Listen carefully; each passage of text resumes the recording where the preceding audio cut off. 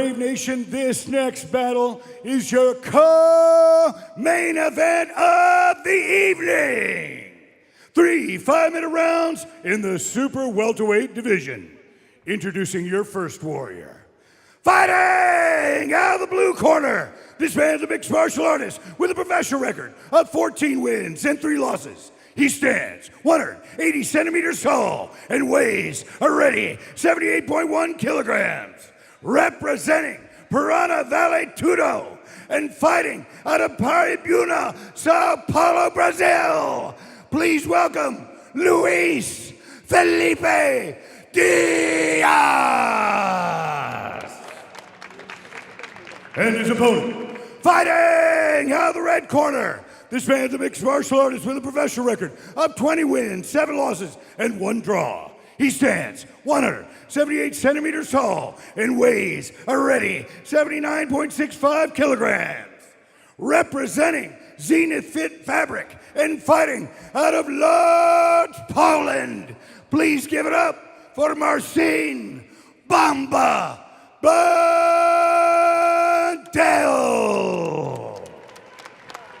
Jung Hong bringing the fighters in, just reading them and making sure they understand their obligations to themselves and one another.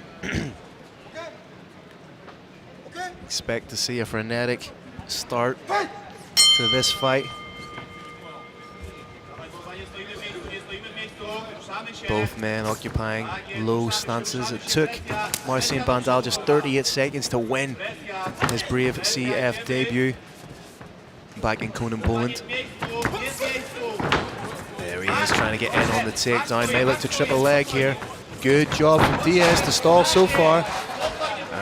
And here comes the flare double. And this is where Marcin is incredibly dangerous. When both fighters are dry, they're not slick with sweat just yet. Diaz, unfortunately for him, overcommitted a little bit on those shots. And he's paying the price right here. Nice head positioning there from Bandel. Landing enough strikes to keep himself honest.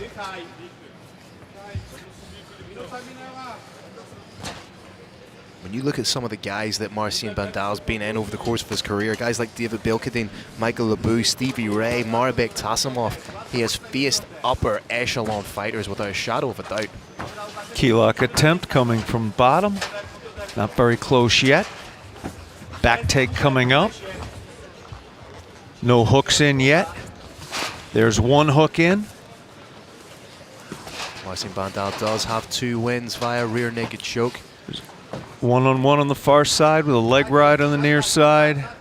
And heavy shots coming in. Brave Nation, we are about a meter from these 2 fighters, and the sound of the leather hitting head is profound. He's absolutely pinging those shots underneath the armpit, above the armpit. And this is what Bandel does so well. He's obviously in shape, but he is deceptively strong. Has the strength of a heavyweight when he gets in there and just does this blanket style of suppression wrestling.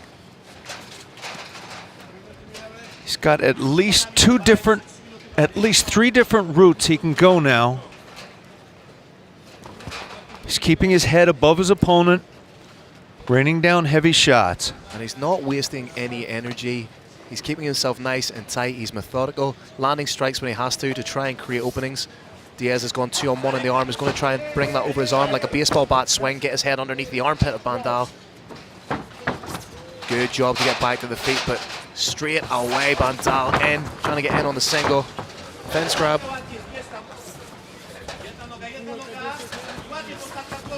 Bamba absolutely relentless on that leg. Big strikes being landed by Bamba. Finally defeated, and he's back in. Another takedown. Key lock's in place, but not for long.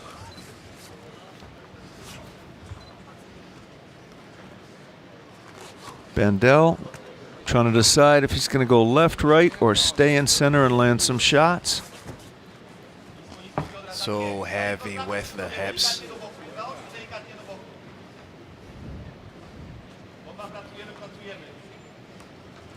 Again, Bamba's body is stretched out. Diaphragm's not compressed. Diaz cannot say the same.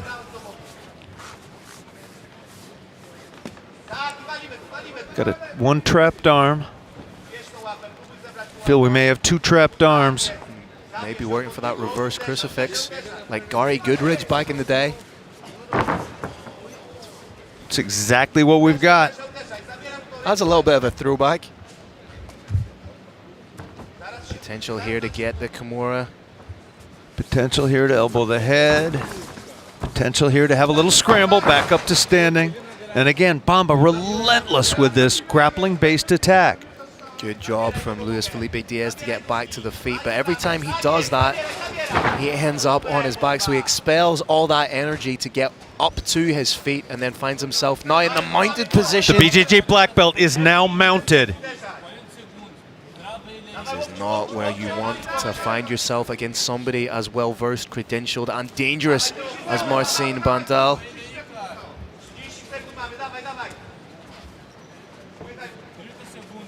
Oh, nasty elbows.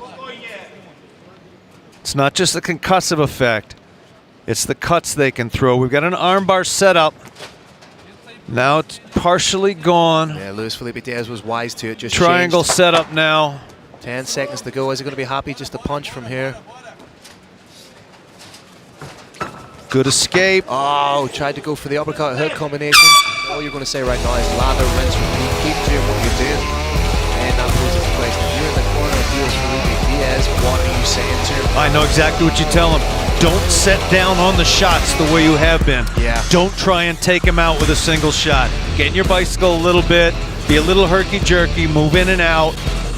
Pot shot him a little bit from the outside and download information on that. And then at the moment you choose, then you throw that huge shot. Yeah. But do not start that way. There you see just every time that Luis Felipe Diaz thought that he was getting an underhook, thought he was getting to his feet, thought that he was doing something proactive, it was completely shut down by Marcin. There we see the old school reverse crucifix. And Phil, Bamba is showing us not just incredible technique, but also incredible strength. That fire plug. Diaz looking across the Brave Combat Federation cage with truly bad intentions. Little glove touch first, no hard feelings. Time to face punch. Diaz trying to take it right to Bandel with the strikes. If he's sitting down too much in those punches, we know exactly what's going to happen. Diaz is doubling down on his strategy. Having some big luck with it. Oh, landing shots. Mouthpiece is out. But Bandel lands straight away. Firefight here, ladies and gentlemen. Oh!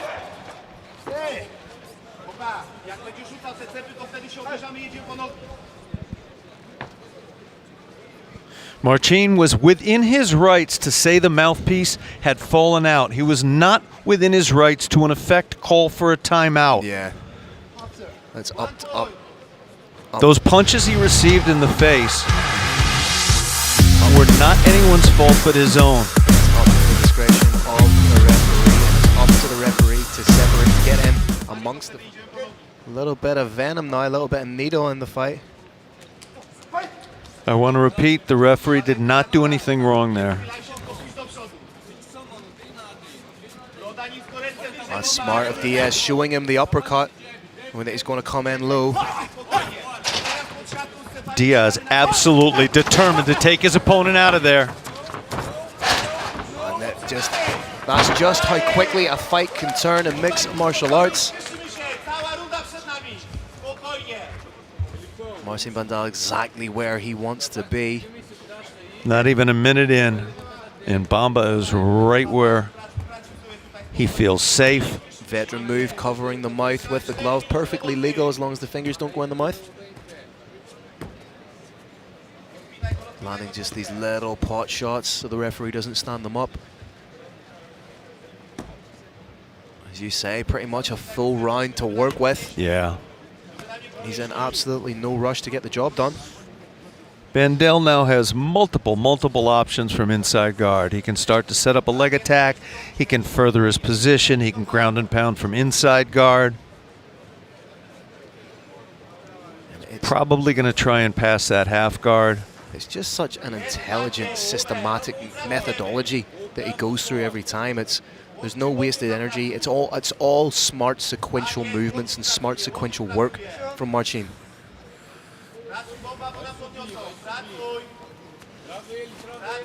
Doesn't do anything without purpose at all. No wasted energy. Momentarily looked like he was thinking about a head-on triangle if he could get himself free.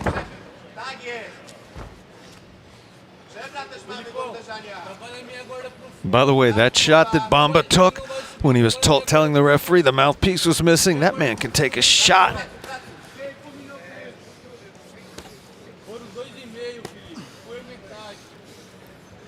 In order to not get stood up, Bamba needs to do just a little bit more. There you go. More damaging shots. There, and now he's furthering his position. The quasi-crucifix position from the half guard, showing his dexterity and flexibility. At least for another 10 seconds or so. Bamba's put himself in good position to stay here where he wants to be. Referee typically will ask for action before standing the fighters up. He's landing. None of these shots are particularly concussive, but the frequency with which he's landing them prevents the referee from standing the fight up as he's being active. And he's threatening not just with strikes, but also with forwarding his position. He's now going to probably dig back inside. That underhook, which he's done. Those elbows can be big. Elbow to the ribs from that position can cause real damage to the rib area. Doing a good job of framing off with the forearm. Forcing that into the face, making it uncomfortable. Trying to set up that head arm if he can get himself free. He was looking for it earlier. He's trying to move the mount. And if he was successful, he'd probably pop all the way to side control on the far side.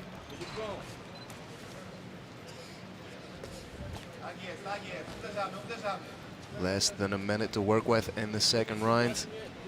Very dominant display of grappling and ground control from Bamba.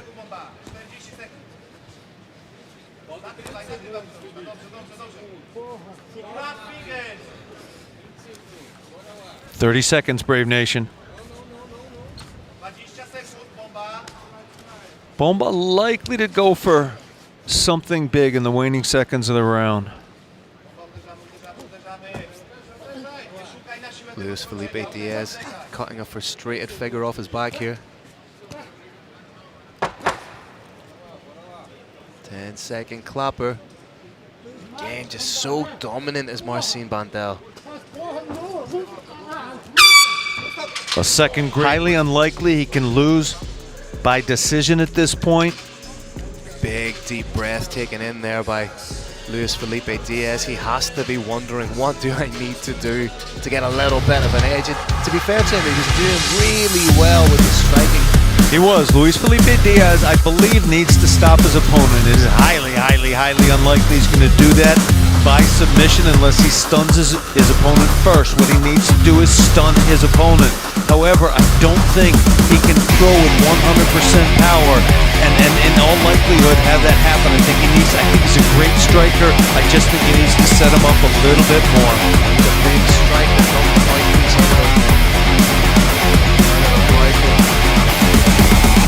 Marcin Bandel. You can see Marcin motioning to the referee, but the referee has to wait for, as you say, a natural break in the action. So Luis Felipe Diaz was well within his rights to throw those shots. To get the finish, so does he throw caution to the wind, which may get him the finish, but will leave him vulnerable to the takedown?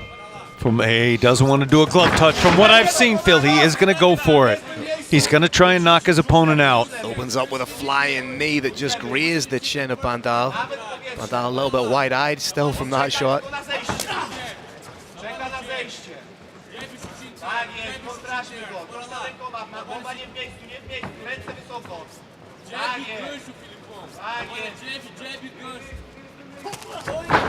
Oh, just shy with the uppercut, but nice limp leg out. Gets a little boost in the confidence there, knowing you're not necessarily going to get stuck on bottom. Big deep breath from Bomba. He's not used to going this deep into the round. And he may not be used to be getting a flying knee to the chin.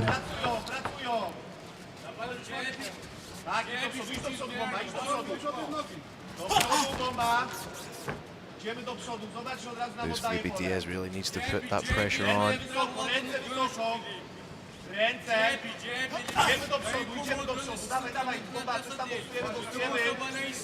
He's doing the right thing though. He's showing Bomba the uppercut. He's showing him the knee. He's trying to make him think twice about coming in for the takedown.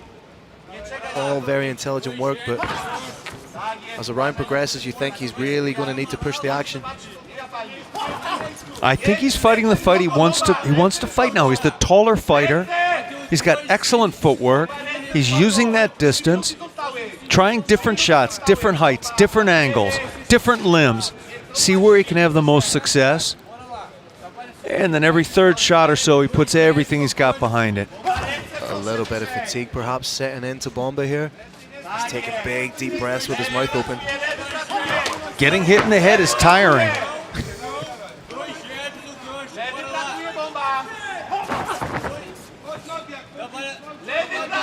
Bomba's got to get those teeth together. He's got to bite down on his mouthpiece. There's a nerve that runs behind the jaw, and if your teeth aren't together, biting down, bad things can happen if you get hit in the chin. Yeah, it's like turning off a light switch. Diaz is a chin-hitting machine. As we said, 7 of his wins have come by KO or TKO.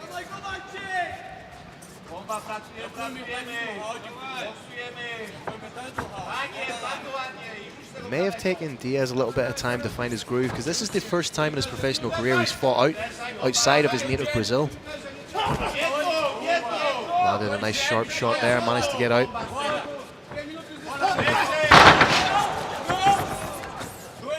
Bomba tried to capitalize.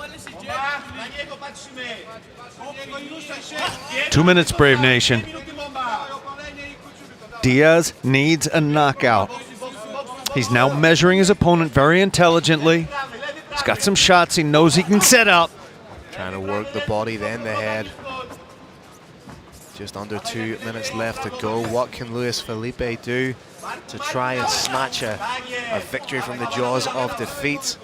Can Marcin Bandel survive the last couple of minutes here?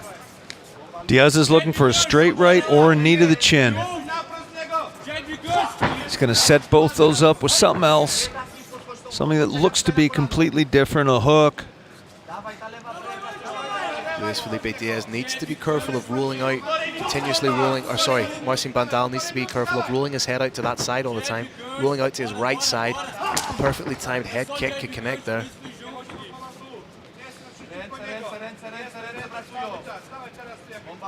He lands, tries to land the big overhand and roll out to his right-hand side. He's done that a couple of times. 1 minute, Brave Nation.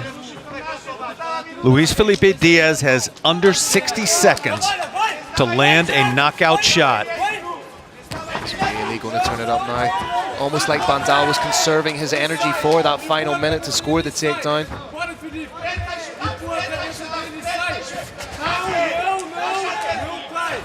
In 28 fights, we may be seeing Marcin Bandel. Oh! The beginnings of a back take here. 30 seconds to work. How incredible would this be? Looking for a reversal now. Elbow looks safe from here. Marcin is out of danger. Point of the elbow looks safe from our position. That elbow is no longer in danger of being broken. 28 fights. He's just going to ride this one out and take a 30-27 win. You think you won the last round? You go 30-27? I would call this one 30-27. Go 28-29. I'm going to give this round to Diaz. So for only the 5th time in a 29-fight career, Bandel goes to the judges. Frustration on the face, forlorn figure cut by Felipe Diaz. I misspoke, by the way. 29-28. We are unanimous. There was that flying knee. Diaz was so close a couple of times, scoring that knockout. But Marcin Bandel got tremendous conditioning, tremendous heart, had a winning plan in this fight.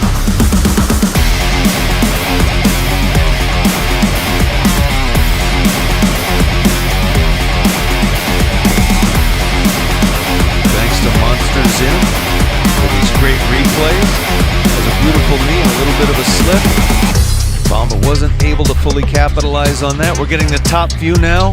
Very close, very close. A couple of centimeters more and it could have been the end of the bout.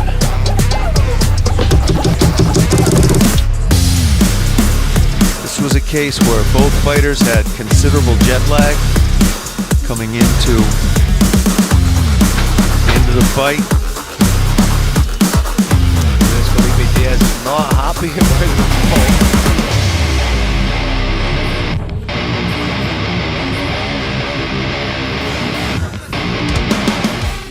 ball. All right, Brave Nation, what an incredible co-main event on our historic night. After 3 rounds, we go to the judges' scorecards for this amazing bout. Your first judge scored about 29-27. Second judge scores about 29-28. And your third judge scores about 29-28 for your winner by unanimous decision. Out of the red corner, Marcin Bandel!